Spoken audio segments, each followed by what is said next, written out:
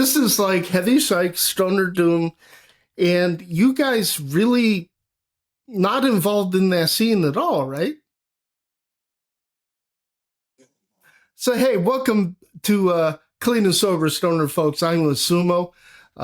We haven't rehearsed this. I've been chatting with the guys off and on for a year. They don't know my actual opinion of them. I think they're one of the three most important bands in the heavy underground right now, along with Blood Lemon from Idaho, who's bringing an independent Riot Girl edge to Stoner Doom. And the other one is Hario out of San Francisco, where they're classically trained guitarists that they actually do compositions and they perform it, and it's next level doom.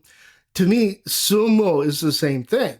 And not classical, but I discovered you guys when I was working for Bass Gear magazine, right? I started during the NAMM show. And so I'm uploading. I don't know how to edit. I didn't know a damn thing. I didn't have full resolve. It is some of the nastiest stuff I've ever worked on. But hey, I learned by being thrown into it. And I came across, I think it was Arturo, you were doing some Trickfish stuff on your Instagram channel. Yeah. And I was like, oh, that's cool. It's nice to see, some Latin people there at NAMM, in the land of white bread. And then I checked out SUMO I, your first album, and I'm like, holy shit, this is like Heavy Psych, Stoner Doom. And you guys really not involved in that scene at all, right? Not intentionally. Yeah, like the sound came out of just the instruments we're playing. Yeah. We didn't start with that mindset of let's do this like low tuning thing. It just ended up being that way, and I don't know. I mean, yeah, so far it's always been the case in Miami where we play with a lot of different kinds of music here. But we're not really in the circuit of the doom like right underground here, I guess. We have played with some, maybe. Yeah, we're kind of being adopted, kind of. Yeah. Well, yeah, because you're the evolution of a lot of things, and I know everything I say is gonna be so hyperbolic, but it's like you invented an established genre that's been around for 30 years, and it's like you invented it. It's like you're on the Galapagos Island, and all of a sudden you have this different evolution where you've got the same, 4 legs and skin, but it doesn't exist anywhere else. I can't think of any other way to put it. It's a clumsy metaphor, but I'm clumsy as hell. It makes sense. Yeah, I think it works. I mean, I think I came into the band more recently, but obviously I've been doing this for a long time. And what I will say is, I think a lot of the approach, it encompasses a lot of things you said. It's also, very indebted. It's like I feel, at least on my end, I feel like very indebted to a lot of prog rock. It's a little shoegazy, it's a little doomy. So there's a whole kind of breadth of things that kind of just work within that. It can be very ambient, it can be very heavy. It's something where it kind of, to Chris and Amado's point, it doesn't really seem like we really fit easily into any one descriptor, which is nice. Yeah. But I will say this, like it has evolved since, and it's mostly with his guitar choices.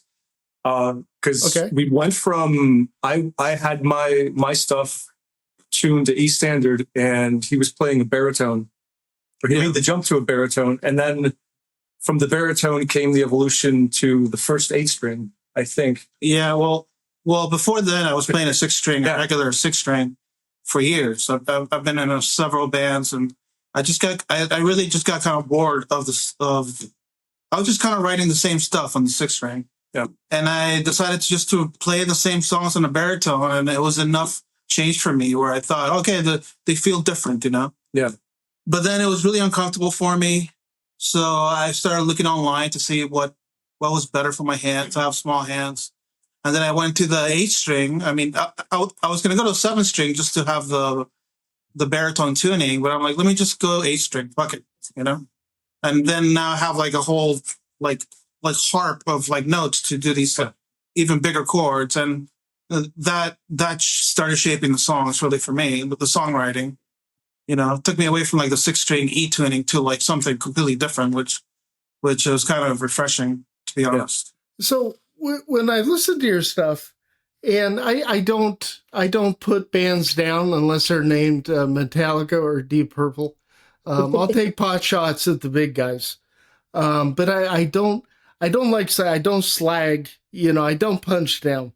But there's one genre that just drives me bored to tears. And since I've been on the Doom charts, I listen to like this year, not as much as last year, but still it's like 2,000 albums a year. And instrumental, psychedelic or Doom, my eyes glaze over.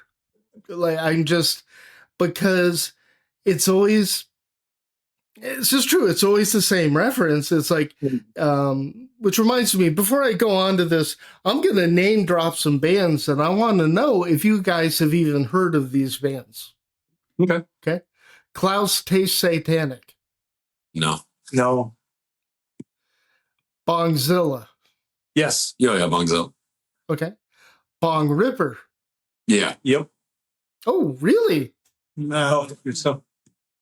Yeah, okay. So you did you discover it recently, or is that like an old school influence on you? I haven't heard of Bong Ripper. Yeah. I haven't heard of what they sound like. They're both just super doom, Yeah. I mean, I feel like there's like a whole sweet spot, not to like diverge too much or anything, but there's a whole sweet spot of like it's like late 90s, early 2000s doom bands, like the stuff that I really like Burning Witch, where it's just what. Oh, you won! Burning Witch, what the hell? Yeah, man. I mean, they're one of my faves. And obviously that's what the Sun guys ended up doing. Afterward they ended up forming Sun, but that whole wave of like not totally instrumental. Like some of it had a very heavy vocal presence, but in a lot of these cases, like to me, that's a kind of sweet spot where even the vocals are pretty minimal, and like you said, your eyes don't really glaze over because there's so much that they're doing there. Right, it's really unique. Yeah. Or like that band Toad Liquor, for example, where it's just a really unique instrumental approach to playing doom with a lot of real heavy side chaining on that bass drum. I can confidently say this is the first time on this channel a band has referenced Toad Liquor, which is one of the most obscure but awesome bands. At the same time, are you familiar with a 70s, 80s synth artist named Jean-Michel Jarre? Oh, yeah. So, yeah, I remember back in the day torrenting a bunch of these like 70s library things, and Jean-Michel, there was also, oh my God, Piero Umiliani and all these other like early electronic guys. Right. Chops. Yeah. But again, yeah, love me some Jarre. So listen to Martin DuPont, I believe. Yeah, some cold wave, with a whole sophisticated breadth of influence. I guess so. It's kind of cool that we haven't really talked about it, because when I hear you guys, it doesn't matter the album, it doesn't matter the song. At some point, I'm gonna cry, because where a band or somebody like Joe Satriani, who I cramp on way more than I dislike. You know what I mean? Like, I use him as an example of the most boring and predictable stuff in the world. I like him. I respect him. Right? But most instrumental heavy psych, playing the type you are, it's basically Joe Satriani. So you have a drum machine, rhythm section going, and Joe Satriani's riffing over it. And it just, after 15 minutes of that, you avoid that entirely. I hear the prog element. You guys apparently know who Elder is. Yeah. I actually had a conversation several weeks ago with this guy, and he's like some session musician that I met at a bar, and we got into like a really deep conversation about like death metal, and for whatever reason he was like, I would just ask him what he's listening to, and he mentioned this album by Elder that's got like this spear on the cover, and I actually started listening to it. I was like, the first song I think is like 12 minutes, just really, really cool piece of like, it starts with all these trills, and I've been really into them ever since. So I was like, oh, that's glad to see that you like Elder as well. Oh yeah. It's funny, I've never done content on Elder yet, but they're pretty much king of the hill. They're probably the most well-known. They just toured with Tool. Yeah. One of the most successful bands in heavy underground history. I also hear, but you incorporate actual like organic jazz into your music. And I'm wondering how much of your music is written and composed versus improvised. Huh. You'll take that. Well, that's like something I can answer in segments, because it's there's stuff that has definite foundation, and there's stuff that, I mean, but it really depends on how it comes to the table. I think that I mean, to me, like the Doom crowd really, that I think why our songs kind of might resonate with a lot of Doom crowds, because they really kind of celebrate a good riff, you know? Yeah. They can listen to a good riff for like an hour, and so we do that a lot. We'll try to come up with something that, like a riff that catches you, but then we'll take that bass and layer it, you know, let's say with a jam, and then we'll pick up whatever we like from it, and we'll have this like riff that just like I don't know, like blooms into this like jam like dream like sequence, let's say. Yeah. But it's really about like the catchiness of the riff, which is, again, I feel is something that the Doom scene really digs, you know. So it's you know, I would say we write songs, let's say, like 60% solidly, but then we kind of take the riff apart in a way. Yeah. For the next 40% of it, you know. There's a lot of like foundation approach, and sometimes it's mostly there. I'll bring something, Chris will bring something, or all three of us will be screwing around on something else. But it's super rare when something is like 100% laid out on a track. No.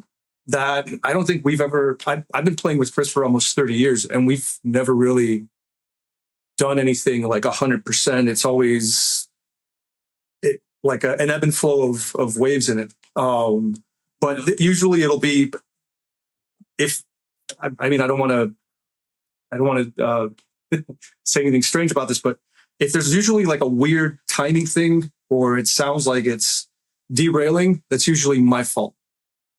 I'm usually the one that'll put a monkey wrench in there.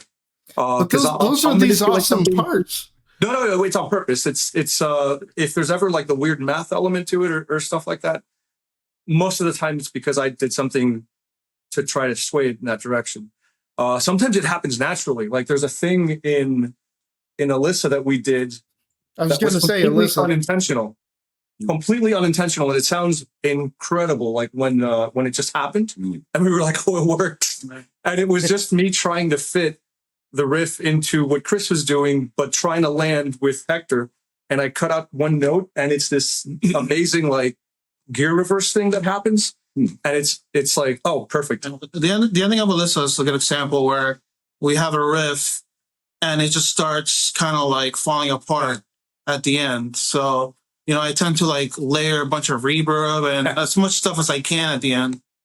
So, you know, it's instead of just having this riff repeat, you're gonna have all these notes being blended in. So every time you listen to it, it might sound, you might pick up on something different. So it does have that jam feel, you know. It's like once the delay comes in, anything goes, you know. So I could see how some of it might sound more like a jam kind of like route, you know. Yeah. It always comes across to me like it was planned, and I think that is a compliment to your ability to self-edit. Like, you know how to take the riff or the idea, or if you go off the rails, which, by the way, those are the times I'm listening to the music and a tear comes out of my eye, and Julie looks at me and goes, "Oh my God, Scott, what's happening?" I say, this is like that transition that is one in a million. I hear it every time that I put your music on, where I hear this unexpected. I can't predict it. I cannot predict a sumo song where you're going to go, what chord progression, what time signatures you're going to be overlaying. And you have this beautiful, almost like interlude in the song, not halfway through. You guys are random. It can be 15 seconds into the song and you do one of these, or you've got 15 seconds left. You do this interlude piece and then phew, it's done. It brings tears to my eyes every time. Thanks. You know, and well, the whole like going into the 8-string guitar thing kind of added a little dynamic, like songwriting in a way of the sound, where we have these like really low lows and then we have these really high highs. But we also do that with the music itself. You know, we try not to hit everybody straight on the whole time with the same feel. You know, we like to play with that idea of like bringing it up and down. You know, it's something from like the 90s, from like the Pixies were doing, the loud and the quiet shit, you know? It's not always a hammer to the face. Sometimes there's a kiss in there. So yeah, it's pretty heavy, right? Yeah. There are, and I really, God, I've just been looking forward to this for so long. I have so many questions. There are times, so it's good to know you're playing an 8-string guitar, because as a bass player and a reviewer, you know, I'm always trying to, one of the things that drives me crazy is when the bass is playing root fifth of the chord. I don't know where that comes from. I don't know why band after band after band does it. You guys are like total opposite of that, because the guitar all of a sudden is going down, you know, to the B, you know, down to low B, down to that low. But the bass now, the bass is picking up the melody line. And it's one of those things that makes for repeated listening, because I can never predict when it's going to happen, how it's going to happen, how you're going to do it. It's crazy good. Wow. Yeah, I feel like the interplay between them is really nice, because like you said, they'll they'll do these things where they will like provide nice counterpoints to each other, or they'll blend very nicely. And even over the course of a certain song, there's like one song in the new record called Apophis, where there's like a really varied modal approach there on the guitar. And the way he's holding down the bass, the way I'm holding down the drums, it's like I'm doing something that almost feels more indebted to bossa nova. He's doing something that has a very Latinish feel. Amado's doing something that also kind of lives within that as well. But with the tonic all the way through that. Right, exactly. And it's one of those things where it's just like having a kind of varied modal approach and finding these different ways of complementing each other. I mean, I guess it's necessary because we're a trio, so there's a lot that we have to do to kind of fill that in and create something that sounds really, you know, really rich and just kind of all consuming, I guess. Yeah. I think my favorite Instagram video that you guys put out, and I think I'm pretty certain, let me take a look here. I'm pretty certain it's before Hector joined the band. It was with the other drummer, where you two are standing facing each other, with what looks like either a quad or a helix. Each of you has an effects, you know, on the floor, and you two are like riff battling each other. It reminded me of like a rap battle where you know, you've got a few stanzas, whoever loses quits. I'm curious which video it is. Oh yeah, I'll find it and I'll steal it and I'll put it up. But it literally is the three of you playing live, and you're just facing each other and going at it. And that's the moment I fell in love. Plus the little Trickfish commercials, which I know you really like the Trickfish gear.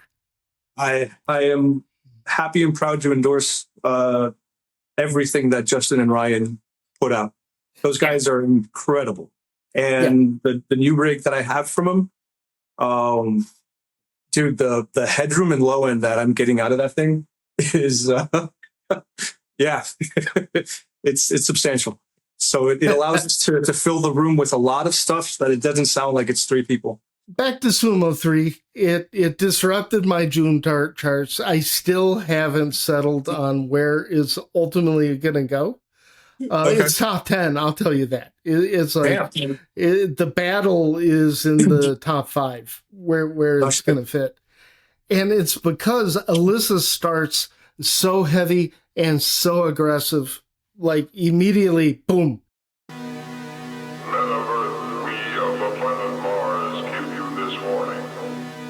Do not come here. Do not return to Mars.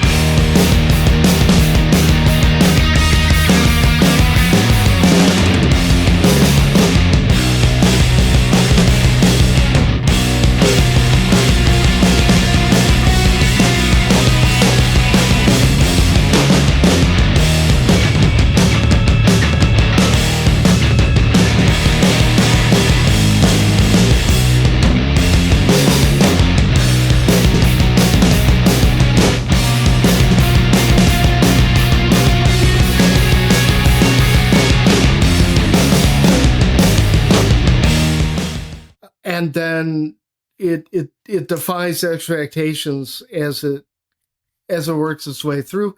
Every song I can say that about, and I'm gonna butcher the last song's name. Oh, Enceladus? Enceladus. Enceladus. Yeah, Enceladus. So I'm listening to that song, and it's the most doom. It's the most slow. It's the most methodical. And it's this beautiful production. I'm listening on a liquid carbon amplifier with Sony HD 800S headphones. Mm-hmm. And I swear to God, I about fell out of my chair when I heard the plectrum on the strings, and I heard fret noise, and I heard string noise, and I'm like, holy shit, are you performing this like live? It sounds like you're not plugging into a DAW. It sounds like, no, you're really capturing something. So what's your production like? I think for that's just how Jonathan captured everything. I'm also very sloppy. No. Well, that. I'm not accepting that. Well, I remember that when we recorded the second album, like I tend to, between chords, I just open the guitar and I kind of do this thing where it's like, I'm very sloppy when it comes to the moving chords. I remember Jonathan was recording us and he heard these things. He looked back at me and he saw me doing it, but he was just like, I guess that's just the way it is. Like, there's nothing I could do. I don't think he's sloppy. There's some really incredible articulation that he gets on some stuff that he just doesn't give himself credit for.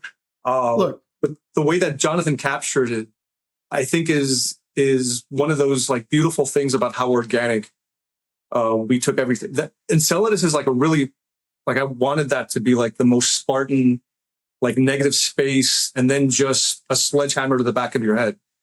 And it's a really weird soundscape, I think, compared to well, that's, I shouldn't say weird soundscape, but it is probably the most cinematic out of all of them. It to me, I don't think it could live anywhere except at the very, very end. Mm-hmm. But definitely the way that like production wise that he approached it, it's so just sparse. And the way that it just slowly comes in, and then on that fourth, it just rips, and it just actually goes on. There's a lot of layering of just like touching the fretboard and just getting all these swirls in, and we tried to, like, I grew up with some Sonic Youth, so I try to get a lot of this like background noise going, just to make it not so perfect sounding, so it sounds more organic, Yeah, I wasn't muting my strings. So on that song, I use a capo. Otherwise, that chord that rings out in the beginning, it's impossible to do. And I think the interplay between the capo, the tension on my bass, and then just when everything kicks in, I'm also using the grind machine on that. And the way that thing is, it just, nothing is being muted. It's just everything. It's two notes. It's an A to B the whole way through it. And it sounds just huge, just absolutely huge. And I don't know if he put any subs on it or I really like the way that we mixed it. And it just, if you knew how bare bones it is, and then you listen to it, and it's like, there's no way. There's no way that is what you guys did. But that's where I grew up. That's what being a bit of an elitist snob at times, it takes me back to Robert Fripp and King Crimson when they were recording the album.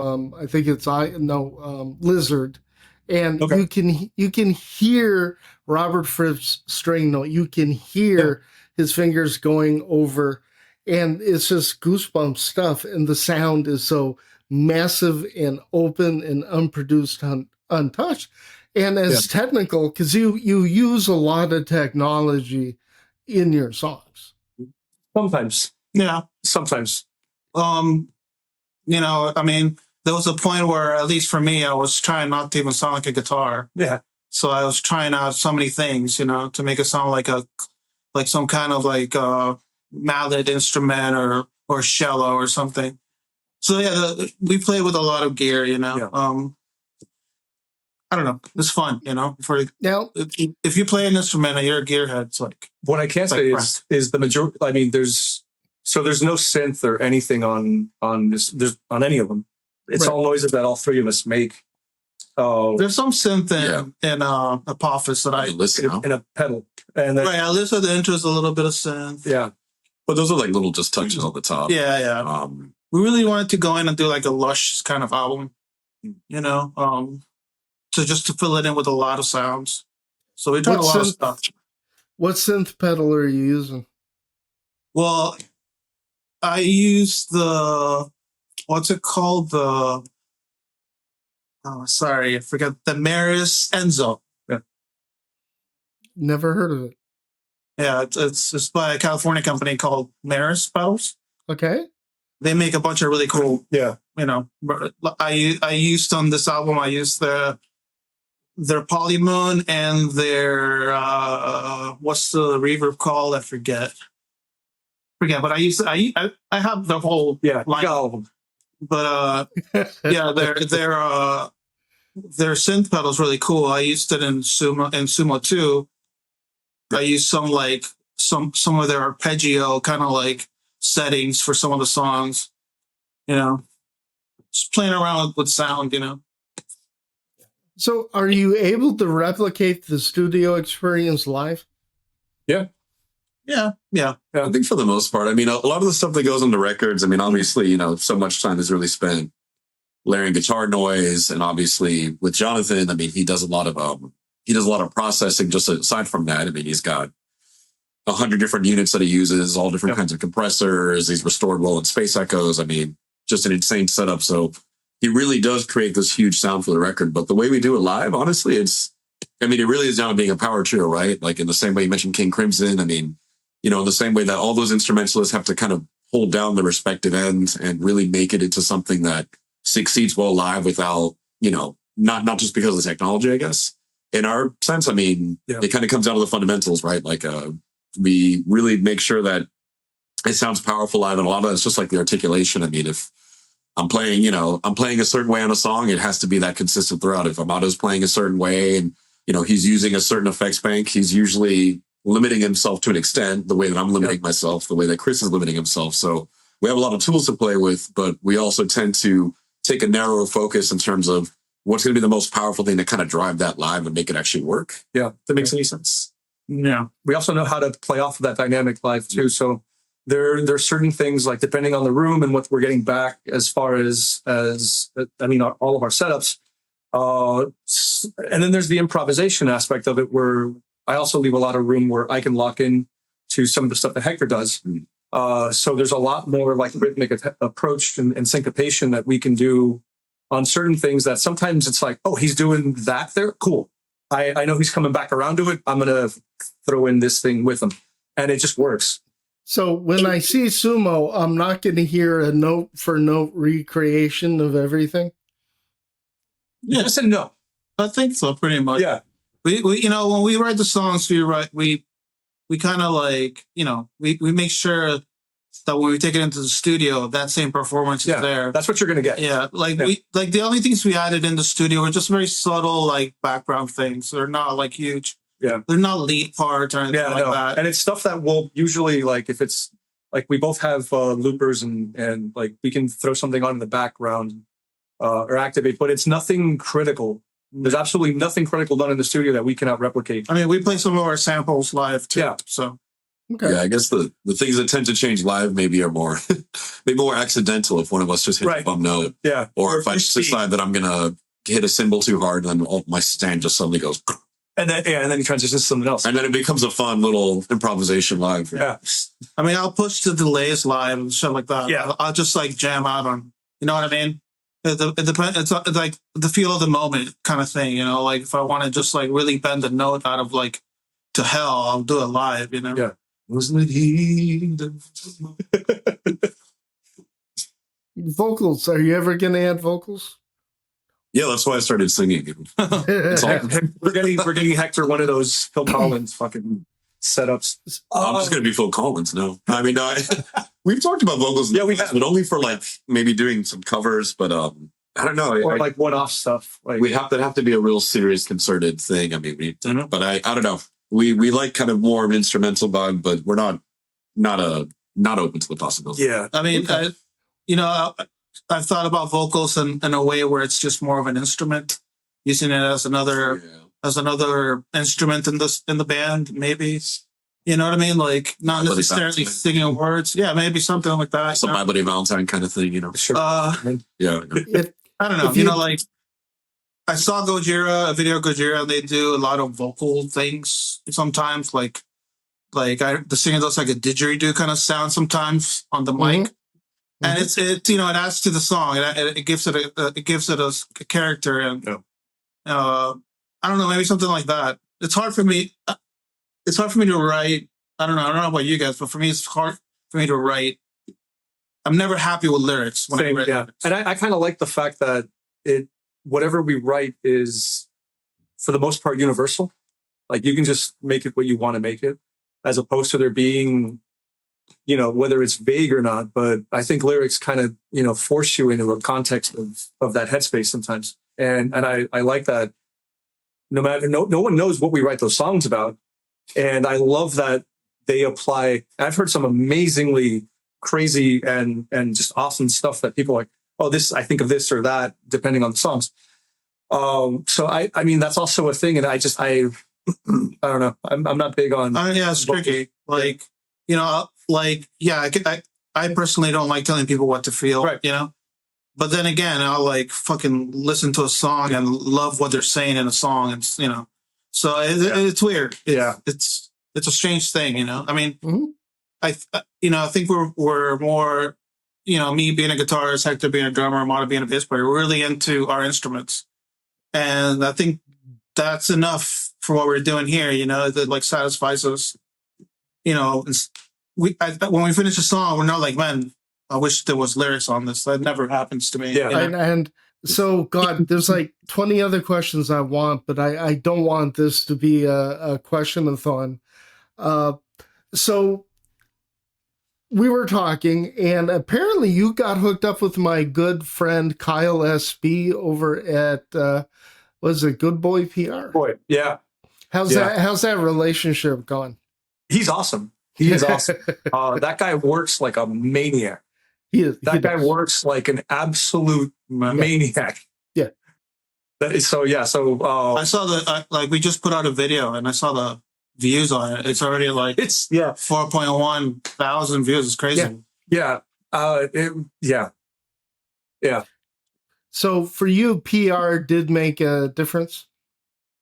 I mean, well, this time we've been wanting to do certain things, and not to get like down the rabbit hole of why we couldn't, but we were finally able to do so. Right. This come around, especially being able to commit to certain things and certain obligations if they came up. So it made sense. And so this time we wanted to do it as properly as we could and independently as we could. Right. And it just worked out. I mean, way beyond anything I ever anticipated. Way beyond that. I mean, I'm terrible at self-promotion. We don't promote. Amado really took care of a lot of that. Again, you guys do some of the best organic promotion I've seen from, your logo, which is fantastic. It looks like like an electronic schematic. I can't remember what you call it, but it looks like it needs resistors. Like a breadboard? Like a barcode or a SKU?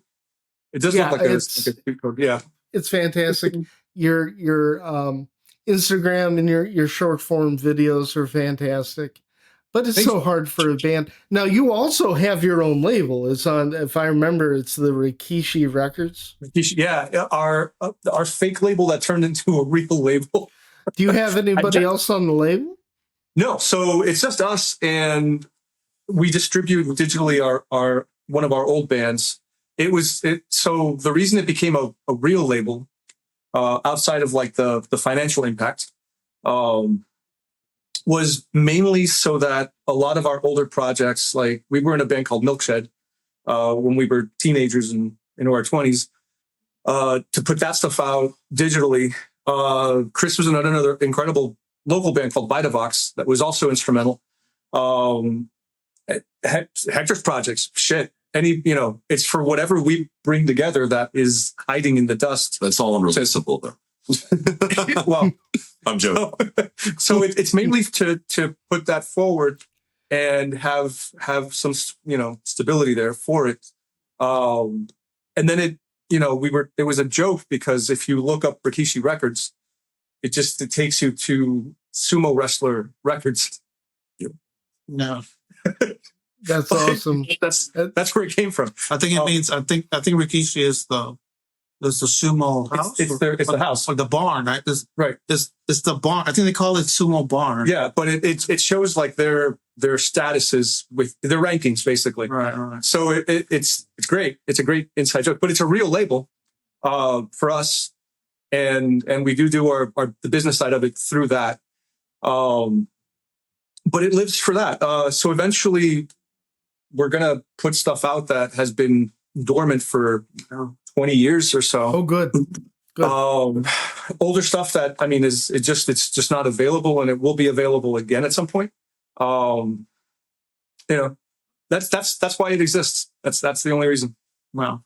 I don't know if I would be able ever to commit to an actual living, breathing band outside of us, though. Okay. That's the one bad part about it. I would love to do that. I've heard that with a few bands who started their own labels, and I'm not going to be snide, but yeah. I have heard that before. Guys, here's what I hope for you. I hope you guys are so busy that you have problems professionally and personally because you're being invited to this European festival, and then you get a cult following in Japan, and then the Pacific Northwest starts going crazy for your stuff. Yeah. And yet every club in Miami needs sumo because I think it's that good. I believe this is commercially viable, not, multi-gazillionaire, Taylor Swift, but I think there is a market for really good music that comes from a different perspective that kind of organically reinvented a whole different way to approach. And I just love you guys to death. So I hope you're so successful that you all lose your hair organically like I do, and your beards turn gray. Oh, we're already there, man. We've all already. It still has color, man. It's not gray yet. Seriously, though. I have villain speaks. That's about it. Your music for the past year has changed my life for the better. It's real. When I'm having a horrible, nightmarish day, and I'm a drug addiction counselor, that's Tuesday, I can always put on sumo, and I get the same effect that I used to get from drinking a beer, drinking a martini, or hitting. It's just, it's going to chill me out. It's going to entertain my brain. And I always feel better after listening to your music. So to me, it's just it's a matter of time that you are opening for Elder. I think it's just a matter of time. Oh, you laugh. You laugh. I do think it's a matter of time. If I were, I'd bet on you before I would crypto. How's that? That's different from most people in Miami, so I'm glad to hear it. Yeah. Hey, is there anything I didn't ask you guys that you're like, ooh, we really want to talk about this? I mean, just that we're already started. Like, I think we already decided to start working on new music. Yeah. Even though the album is just out, but yeah, we have some. Yeah. Well, actually, so I guess we could mention what's happening in February with the Apophis video, and yeah. so there's stuff coming down the pipe. There's one song that we left off 3 that will be coming out as a single, probably in February. I want to say. We're going to attach it with a Pop Fist because we're releasing another video. So we filmed a few things recently, and we filmed the video for Shadow. And once we wrapped that same day, we filmed a video for a Pop Fist, which is very different from the Shadow video. And on the release of it, we're going to release a Pop Fist as a single along with another song, a sister song to Ada Carr and I. On 3, which is Triangular. So okay. that's sitting there, and there will be another Atmos track on the same. It'll be like a little EP. Yeah, and whatever we come up next is going to be, I think, pretty cool because Hector not only plays drums, he plays music too, which is something new for us to have another person possibly writing songs.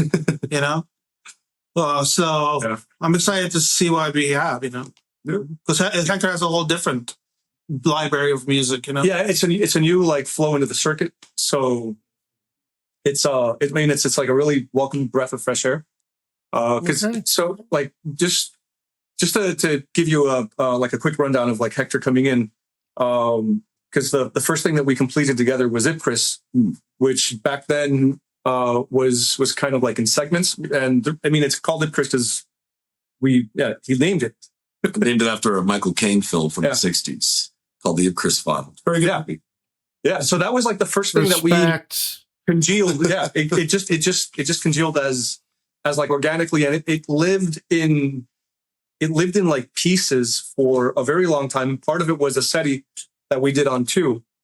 And then once he came in, it just like, holy shit, it just mellowed properly. And we went from there. And so the approach that he brought to Alyssa, which Alyssa also existed in a different headspace. I mean, he took that song and like he didn't just crank it on steroids. Like he completely just fucking. I don't even know how to describe it. It doesn't feel like the song that it was before, and it's. I fucking love it. Yeah. It's also an amazing workout for my fucking fingers. So yeah, I guess it's especially if we're over caffeinated and we're playing it live, it's faster and faster. It gets significantly faster. So that's a. Any chance for a live album? Oh man, that'd be great. That would be interesting. I never thought about it, but sure. Yeah. Okay. I have one more request then. If you haven't thought of that, I love producers. I love production. And Steven Wilson from Porcupine Tree is probably the single best. And after the first time I listened to SUMO III, I'm like, Steven Wilson needs to do a 5.1 surround mix. Oh man, yeah. Wow. Full range. That'd be cool. That would be insane. I really like he recently, I guess he did like a whole project remastering some of the old Porcupine Tree records. So like everything up to like Signify and I think Deadwing and all that. And just I managed to listen to like the newer version of Deadwing, which I guess when it came out in the 2000s it wasn't quite to his liking, but it's really shocked just to hear like like hearing it on headphones, just how much more clarity, how still how those songs have aged very well, to be honest. And I love like that album obviously has Robert Fripp soloing on one of the songs. Like it's got a very nice little prog pedigree and it sounds amazing. So yeah, I agree with you. Steven Wilson's an amazing producer. Yeah, I hear your production reminds me of that. It just does. And I think a surround sound mix would be epic. I could talk to you guys all night. I would like to, like, are you guys open to doing a certain project I have in mind where I pick a band? We had talked about it a few weeks ago. Yeah. I don't remember. He just remembered. Just remind me. With my health issues, things have been like, really interesting. But yeah, what I want to do is pick a band that you've never heard a song and then have you guys review it in real time. Yeah. Yeah, that sounds fun. Okay. And then, of course, I will do the same thing with another band to listen to your stuff. That's a cool idea. Yeah. One last thing, on a very, very personal level. There are times as a YouTube creator and Instagram where I put something out and there's crickets, and without fail, Amado's usually the first one to give me that little thumbs up, that little like. The SUMO account is likely to, it doesn't matter what it is, even Substack, dude, what the hell? I appreciate as a creator how you guys get it, and you go out of your way to make us feel like we're doing something worthwhile. And I know that you spread that kind of love and benevolence across, everywhere that you go. So you should be acknowledged for that you don't only do your thing, you support everybody else doing their thing. And it's not quid pro quo. It's not a transaction. I don't know that I would have made it through my first 6 months at Base Gear without you, brother. Just the conversations we had, they got me through. We talk a lot of shit. But it's good, and it's always been positive, and and also like not just gear related. So I mean I still think it's great because I never thought that when we came back from NAMM that like all of the connections that came from that, even just from not being there, the way that everything just kind of evolved. And then thank you for reaching out for all that stuff as well. That was super unexpected. But it goes to show, like, it's just as simple as, I mean, for me, it's just support the community that you love and the people in it. I think I posted a SUMO song every day, like 6 days in a row, until somebody out there reacted to it. Yeah, you did. Awesome. You did. And then, that created a way for people over to us. And they're like, oh, we never heard this. Oh, we never heard this. And it's like, shit. I was so pissed off. Those are my days of being bitter. It's like, God damn it, I'm telling you this stuff is great. No one's hearing me. So it's every day. Okay, until you guys pay attention, here's another SUMO song. So I hope you have 20 albums so I can do 365 days of SUMO. Yeah. We're working on it, yeah. There's already a stack of songs waiting. Thank you for your artistry. Thank you for the respect. And thank you just for being you guys. I love it. Thank you, man. Thank you so much for listening and even doing this with us. We really appreciate it. Yeah. Yeah.